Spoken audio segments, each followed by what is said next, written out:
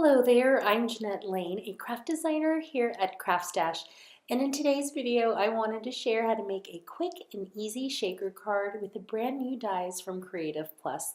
Now this is the Wonky Stitches collection, and there are 12 sets in this amazing range. And these, for the most part, are large nesting dies. But along the borders of most of these, there are some really cute wonky stitches, and you are gonna fall in love with these. They are so quirky and so cute. And not every set has the wonky stitching, but most do. Now these dies are absolutely perfect for quick matting and layering. And again, they're so fun and quirky. You're gonna fall in love with them. So let me show you each set before I jump into that tutorial. First one in my hand was the nesting rectangles set, and then the nesting circles die set, and then we have the ovals die set. And I love these nesting shapes because they're perfect for matting and layering, but these all have that gorgeous and quirky meandering little stitch along the edge. These dies are on the larger side, so they're perfect for, bigger cards like A5 sized and even an 8x8 card. These would be great for that. And my personal favorite is this nesting triangles die set. I think it's gorgeous, and it's perfect for making, if you want to make like a quick party banner. And with that quirky meandering stitch detail, wonky stitches all around the edge, it's just so perfect, and it's going to make your projects really unique. And I'm also loving the Nesting Stars die set because it's perfect for Christmas, the Christmas season. One of my coworkers made some stars to decorate, our little desk section at the CraftStash headquarters, and they just came out so cute. Usually nesting dies don't have any kind of stitch detailing, but these are they're just gorgeous because of that, the little quirky meandering wonky stitch that it has all along the edge. This is the banners die set, and I really love this one. This one isn't a nesting set, but it's just so cute. It has some really unique label shapes, and they're perfect for gift tags, cards, and even labeling some cute little boxes as gifts. I don't know, the options for what you can use these for are endless. And again, these have the stitching detail, but they do not have the wonky stitching detail, but they still are really cute and would be a great addition to your craft stash.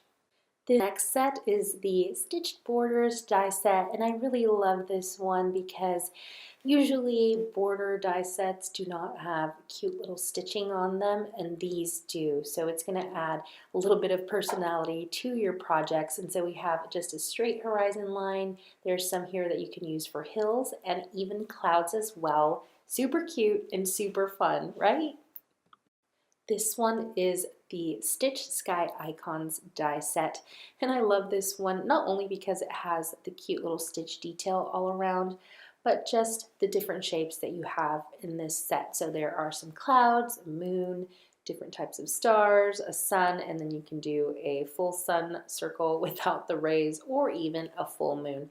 So the options are, again, endless for what you can do with these. They are so cute and quirky and adorable. I cannot stop saying that enough. They just are. You're gonna fall in love with them. I just know it.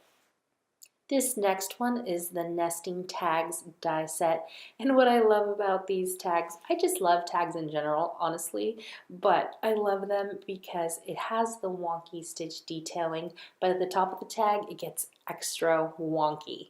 What is the word? Wonkiest? Wonkier? Is that even a word? I'm not sure. It just gets extra wonky and it makes me really happy. And the last set in the collection is the stitched rainbow dies, and these are really fun because you can easily and quickly make a gorgeous multicolored rainbow. And like I mentioned earlier, these dies are on the bigger side, so they're perfect for bigger makes, bigger cards, A5 sized cards, and even 8x8s.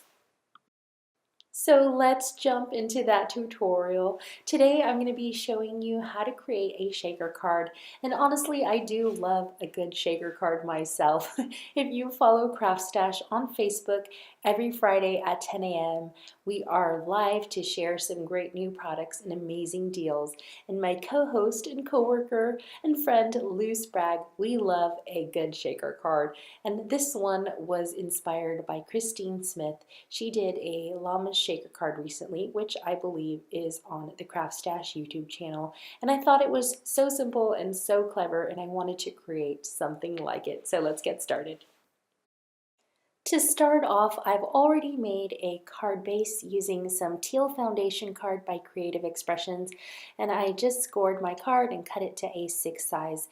Now to create the white border along my card front, I'm taking a piece of white cardstock and I'm going to die cut it with the two largest dies in the nesting rectangle set. And this is going to create the fun white border along my card front. Now that I'm done with the frame, I'm going to die cut the background for my frame from this paper pad by Phil Martin. And I'm going to die cut a piece of this black pattern card with the largest rectangle in the set. And this will be perfectly sized to fit the white frame on my card front because we used the same size die to die cut it earlier. And like I mentioned, this set is great to make quick cards. You can do loads of layering, matting, and even framing. It's so quick, I absolutely love it. Next, I want to cut the background for my sentiment from some blue cardstock, and I'll be using the next rectangle in the nesting set for that. Now, my sentiment, which is Dream, is from the Pete Hughes for Sizzix sentiment set, and this is quickly becoming one of my favorite dies because the script is so modern, but it's also on the bigger side, and I really like that. And I'm going to die cut my sentiment from black glitter cardstock, and then I'll be jumping into completing the shaker element for my card. I have my acetate already trimmed and ready to go, and I sized it to the size of the largest nesting die and just trimmed it down so that it was the same size. Now, acetate doesn't usually die cut too well, especially because these dies are wafer thin dies, but if you have any tips for die cutting acetate or any other kind of material, then please feel free to share in the comments below. I absolutely love hearing from you. Okay, so back to the tutorial. Next, I'm going to glue the acetate to the white frame using some liquid tacky glue.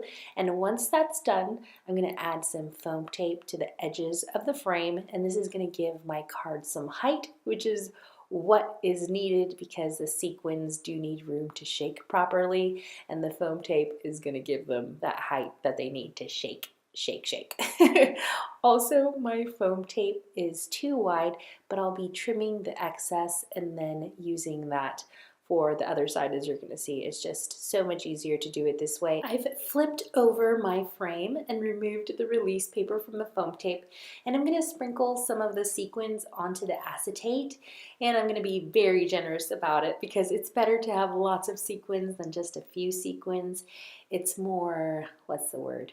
Shaky, and it has to have that shaker sound to it to make it extra fun. Plus, you can never have too much of a good thing. I've added the background of my frame and I'm trimming off any excess to make sure that I have clean edges. And with that, I've sealed my shaker element and now I can complete the rest of my card. So next, I'm going to be wrapping the shaker element with some twine to add a little bit of texture to my project.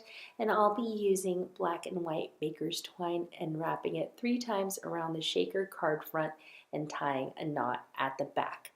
Once that's done, I'm going to mount my shaker to the card base with some 3D foam tape just because I want my shaker and my sequins to really pop. And when I'm done with that, I can finally glue the blue card down with some liquid adhesive. And the blue card is the background to my sentiment. And then after I'm done with that, I'm going to add some more liquid adhesive to the actual dream sentiment. And I'm going to finish this all up by embellishing the 4 corners with some self-adhesive black pearls from Creative. With that said, I'm done with my shaker card. Thank you so much for watching. I'm Janette Lane at CraftStash. Don't forget that everything I use to make this card is available at craftstash.co.uk, where you'll find heaps of inspiration and how-tos. See you next time. Bye.